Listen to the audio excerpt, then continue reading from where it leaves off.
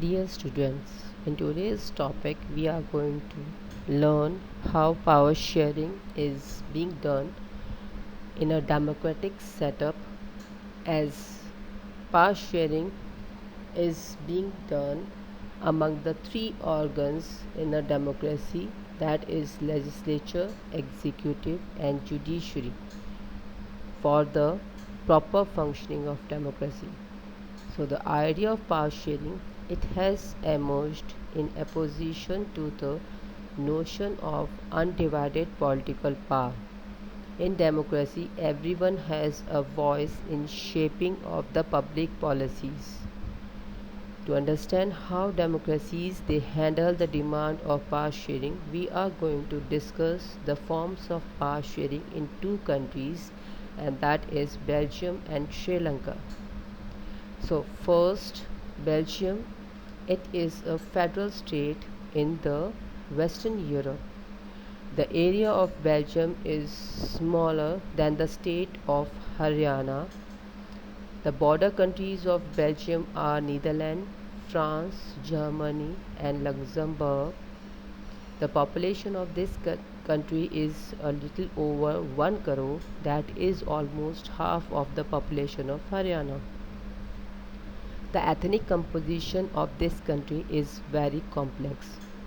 So, what do you mean by ethnic? Ethnic means a social division that is based on shared culture. People belonging to the same ethnic group, they believe that they have the common descendant because of the similarity of physical type of the culture or both. So they do need not have the same religion or nationality. So ethnic composition of Belgium. Belgium has two provinces, that is Flemish area and Wallonian area. So in the Flemish area, out of total population, 59% they speak Dutch language. In Wallonian area, 40% people speak French, and remaining 1% they speak German. Brussels, the capital city, 80% people speak French and 20% they speak Dutch. That means uh, Brussels, in that area 80% they are speaking French language and 20% are speaking Dutch language.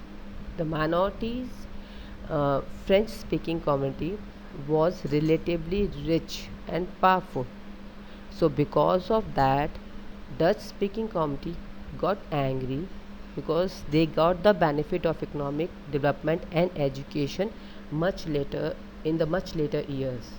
So the social disparity between Dutch and French speaking community during the 1950s and 60s, it led to the tension between them.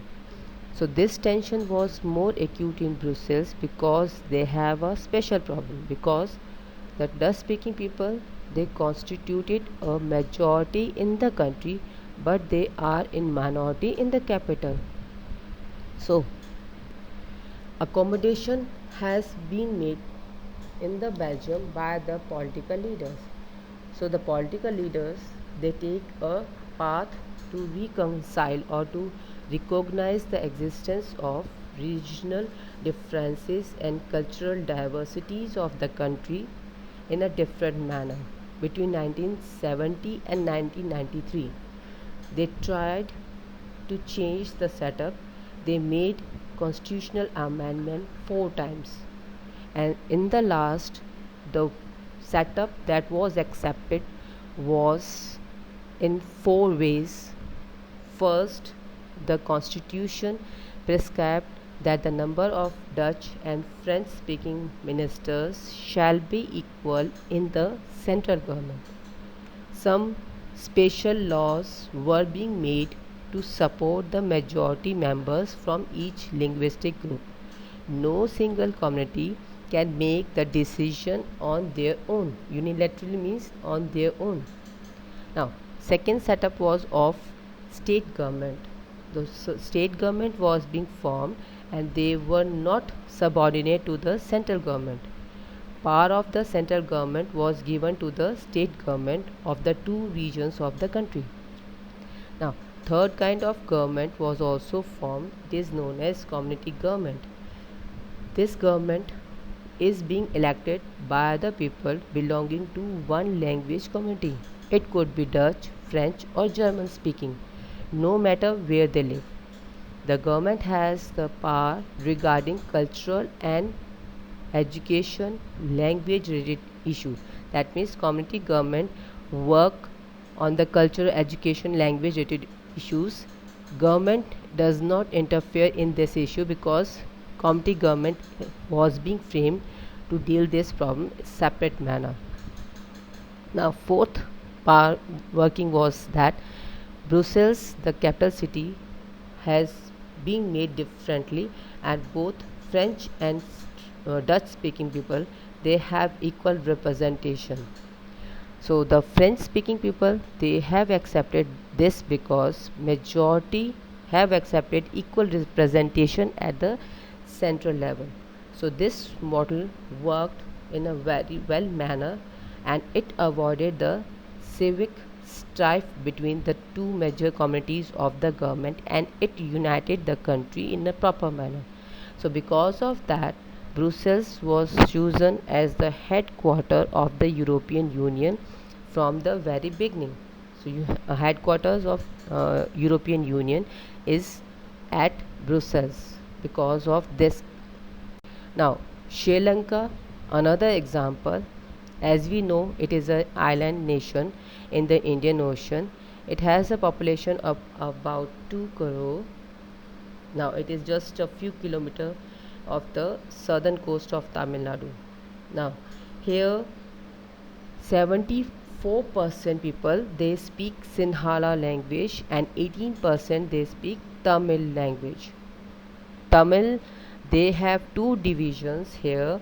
They are called Sri Lankan Tamils, that constitute about 13% of the population, and 5% that is of the Indian Tamils.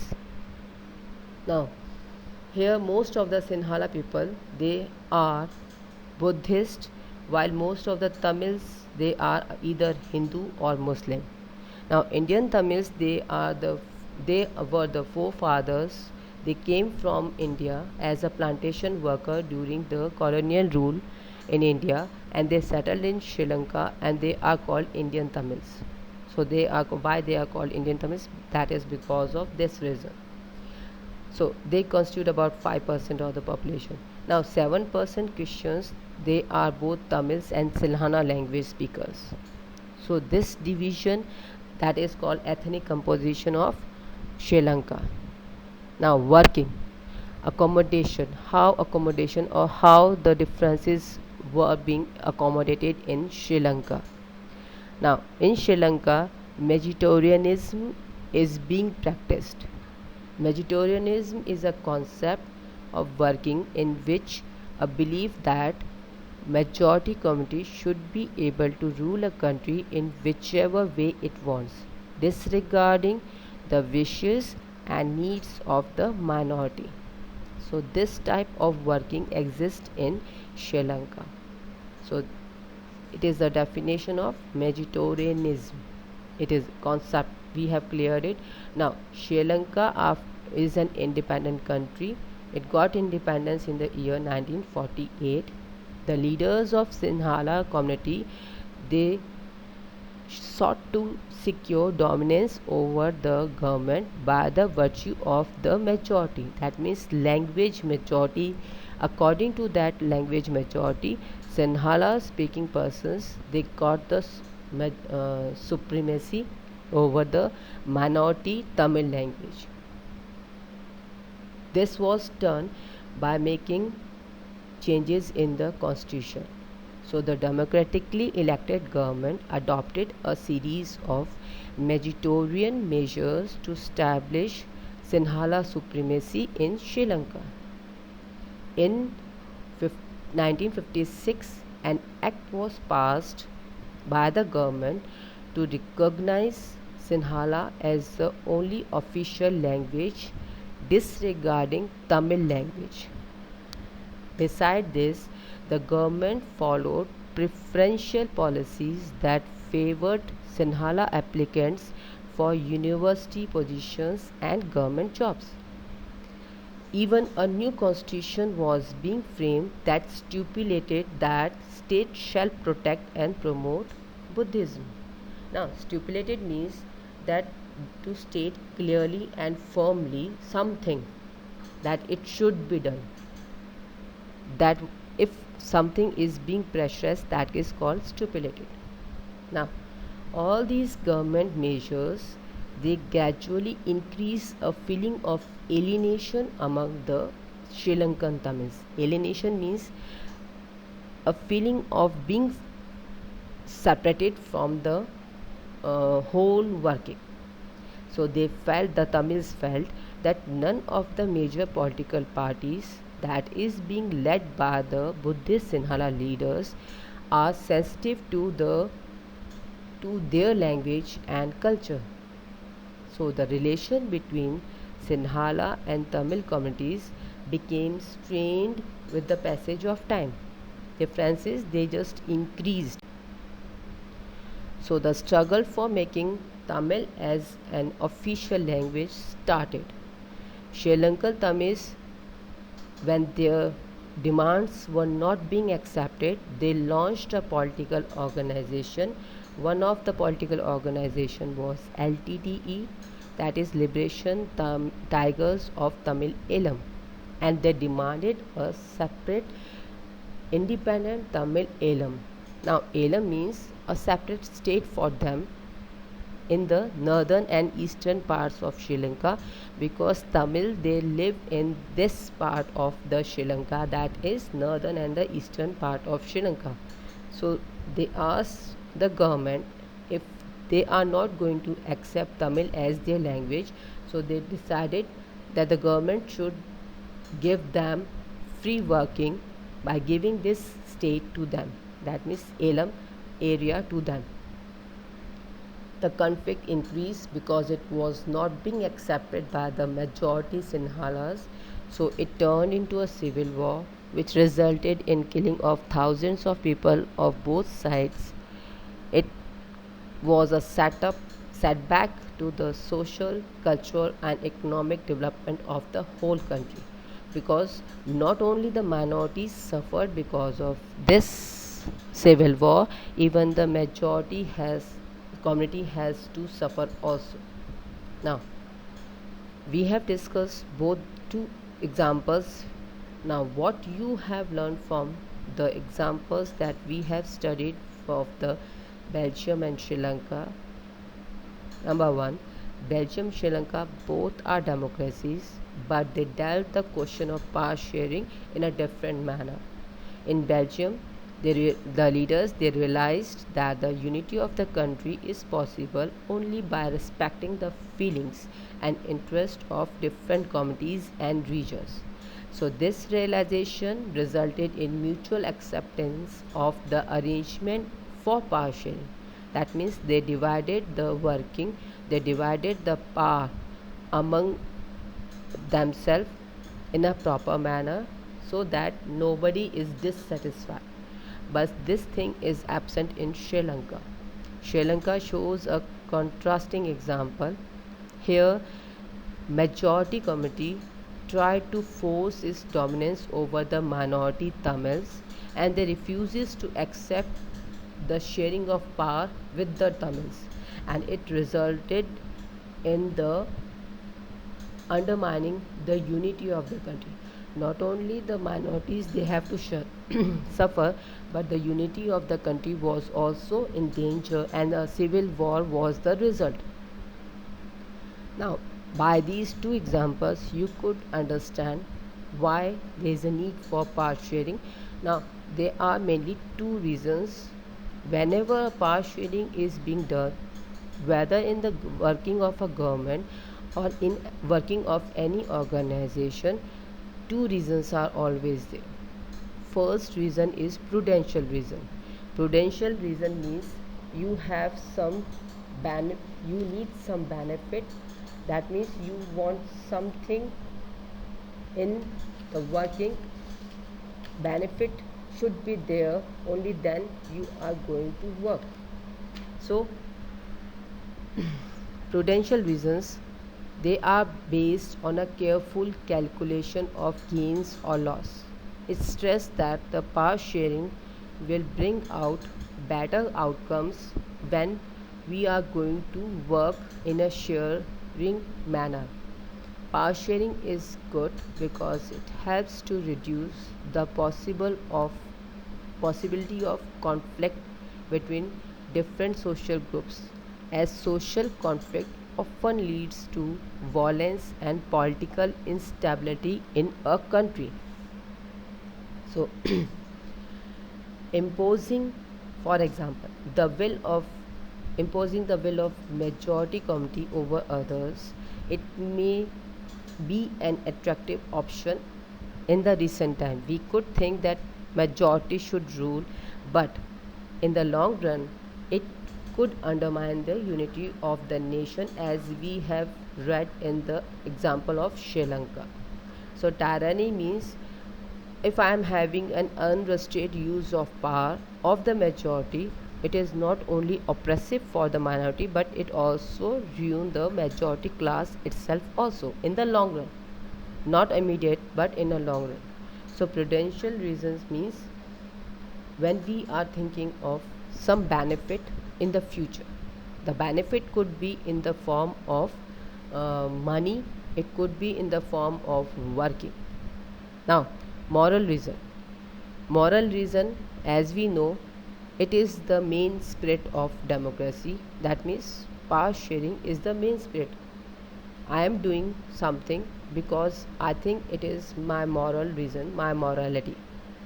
People, they have a right to be consulted, how they are to be consulted, how they are to be governed. A legitimate government is one where citizens, through participation, they can acquire a stake in the system. So, moral reason means it is accepted that I am doing this just for the proper working. Now, in modern democracies, power sharing arrangement, it can take various forms.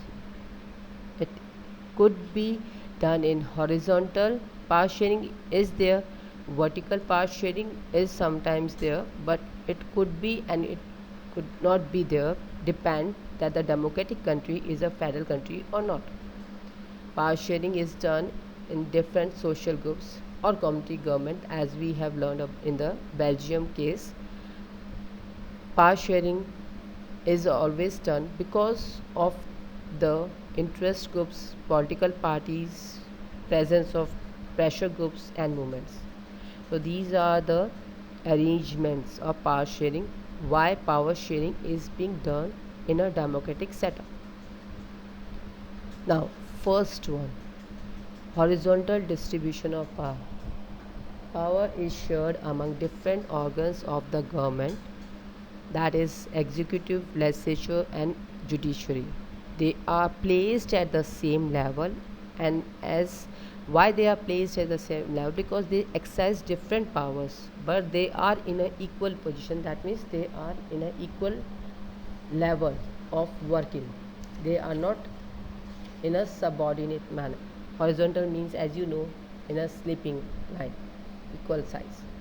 So it ensures that none of the organs that can exercise unlimited power.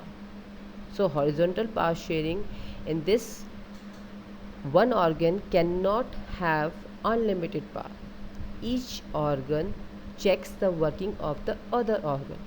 So when different organs they are checking the working of the other, it is known as check and balance manner. That is, it results in the balance of power among various institutions. For example, judges, they are appointed by the executive, but the judges can check the working of executives. Even law making that are being framed by the legislatures, they can be checked by the judiciary system. So these three organs, they check each other's working. So checking results in the balancing of the power. That means nobody tries to overdo the other one. Now, second type of power sharing is called vertical power sharing. Why it is called vertical? Because all the organs are not having equal work power. Federal government, particularly federal government, they have vertical power sharing. Power is shared among government at different levels as that is written in the constitution of that country. Now in India we have central government, state government and local government. But it is not necessary that each and every democratic government has this setup, so there are variations. So when work is divided between more than 2 or 3 levels, it is called federal division of power. It can further be extended to the lower level, like in India we are dividing the power into the local government, that is panchayat and municipalities. This type of power sharing is not followed in every democratic setup. Third type of power sharing, that is different social groups and community government. Power may be shared among different social groups. It could be religious groups, it could be linguistic groups. Community government in Belgium is an example of social groups working. But in India, by in our constitution, we have made legal arrangement for the weaker sections, for the minorities in the sense of religion or language, women. So all those arrangements are made in some countries, and in some countries they are having a form of community government. So this is the third type of power sharing. Now fourth type of setup of power sharing is different interest group, political parties, pressure groups and movements. That means in a democracy everyone has a stake in the setup of, that is the working of the government. Power is shared among different political parties representing different ideologies of the social groups are also there. So sharing can be directly done when one or more two parties they form an alliance to contest an election, and if that alliance is being elected in majority, they form a coalition government. So political parties they make a stake in the government.